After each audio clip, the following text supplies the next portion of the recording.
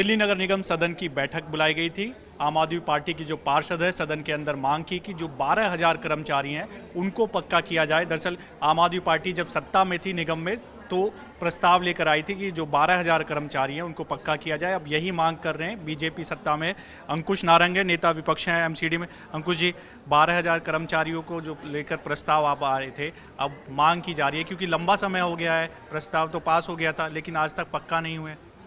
देखिए 12,000 कर्मचारी हमने प्रस्ताव पास भी किया था, बजट के अंदर संशोधन भी किया था। 800 करोड़ रुपए का कट मोशन मैंने ही लगाया था, एक 500 करोड़ का, एक 300 करोड़ का, ऑन रिकॉर्ड है। 800 करोड़ का जब बजट में संशोधन कर दिया, 12,000 कर्मचारी पक्के कर दिया से।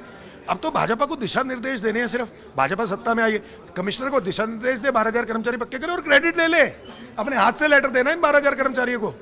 लेकिन ये इन 12,000 जो कर्मचारी हैं, जो दलित है, इनके साथ ऐसा भेदभाव क्यों कर रही है? इनको पक्का क्यों नहीं कर रही है? हमने तो बिल्कुल संपूर्ण तरीके से एक ही मांग की है। मेरे हाथ में तख्ती देख ले, 12,000 एमसीडी कर्मचारी को पक्का करो। अब 12,000 कर्मचारी को अगर आप पक्का नहीं करोगे तो फिर क्या करोगे? रीढ़ की हड्डी कौन है आपकी? एमसीडी कर्मचारी। आपका लिए उतरता कौन है ग्राउंड पे? एमसीडी कर्मचारी।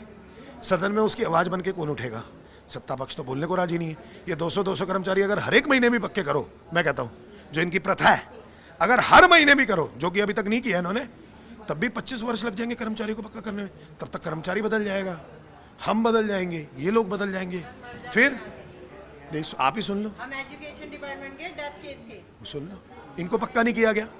वहां पे भी दलितों का उन्होंने, वहां पे भी दलितों को सुना नहीं, वहां पे भी सीनियरिटी लिस्ट में, प्रमोशन लिस्ट में नहीं सुना। अब ये कर्मचारी है, इन कर्मचारी की आवाज बन के अंदर कौन उठेगा? विपक्षी तो उठेगा।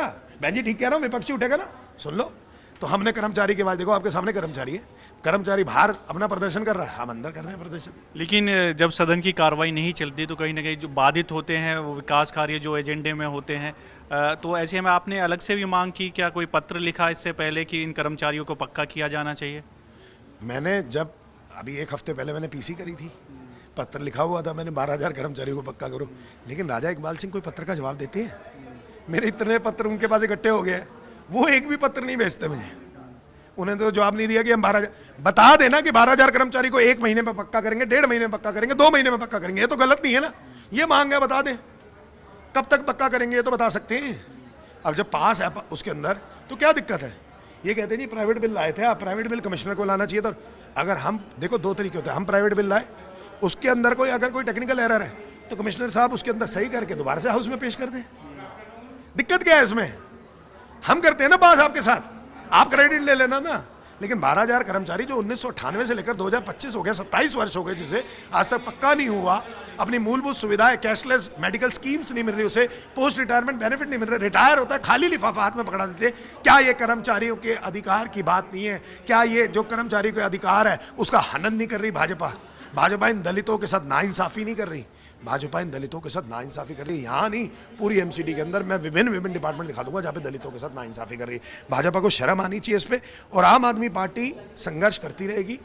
अरविंद केजरीवाल जी के दिशा निर्देश के हिसाब से हम काम करते हैं और उन्हीं के पद चिन्हों पर चलकर हम इन 12,000 कर्मचारियों को पक्का करवाएंगे। बहुत बहुत शुक्रिया बातचीत के लिए। वीडियो जर्नलिस्ट जेपी के साथ देवेश कुमार, जी मीडिया, दिल्ली।